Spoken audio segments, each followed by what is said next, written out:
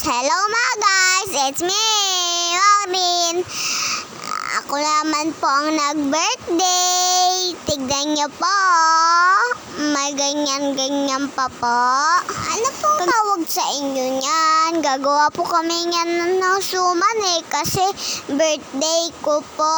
Pagkagabi po, may paputok po kay birthday ko po. Christmas po birthday ko. Ay, New Year lang pala. New Year pala yung may paputok, yung Christmas pala yung namamasko na kami.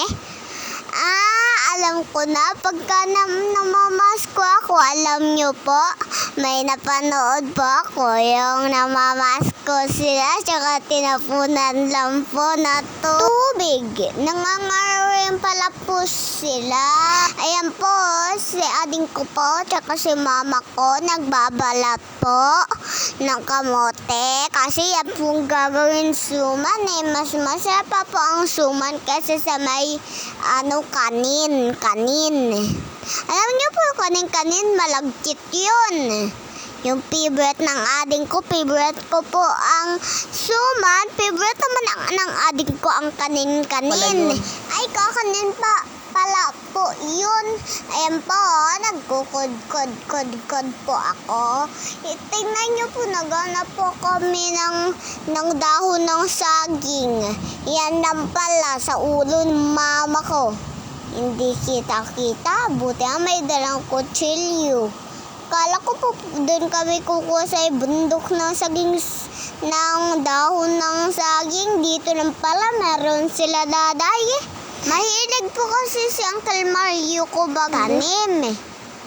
Kaya po dyan siya nagtatanim. Palagi niya po dinidilugan ang halaman niya, ganon. Mahilig rin po kayo magtanim. Ano pong tinatanim niyo? Comment niyo po sa baba para ma-shout out ko po kayo.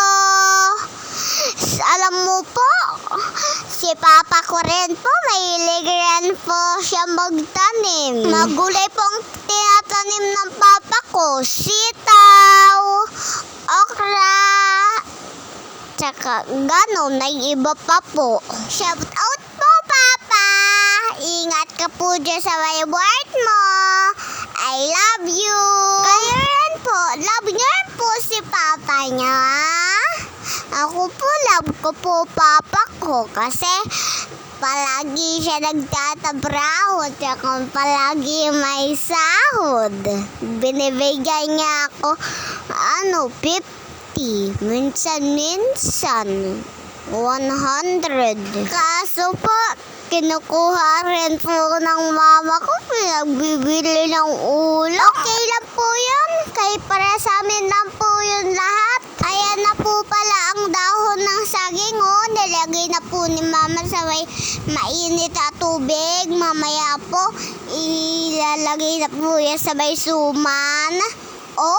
Ayan na nga, naka-ready na, pero nilalagyan pa lang ng laman. Sila tita ko po yan, nagbabalot po sila. Ginabi na nga yan po sila. Tabraho po kasi ang gawa ng suman.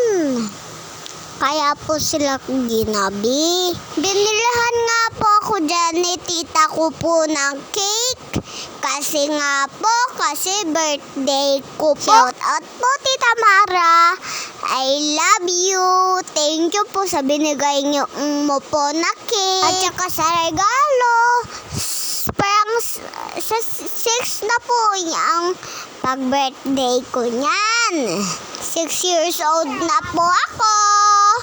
Ang bilis po talang panahon. Napahaba-haba naman po mga kwento natin. Hanggang dito lang po. Salamat po sa patunood. Please don't forget to follow and share. Bye-bye! Salamat sa inyo!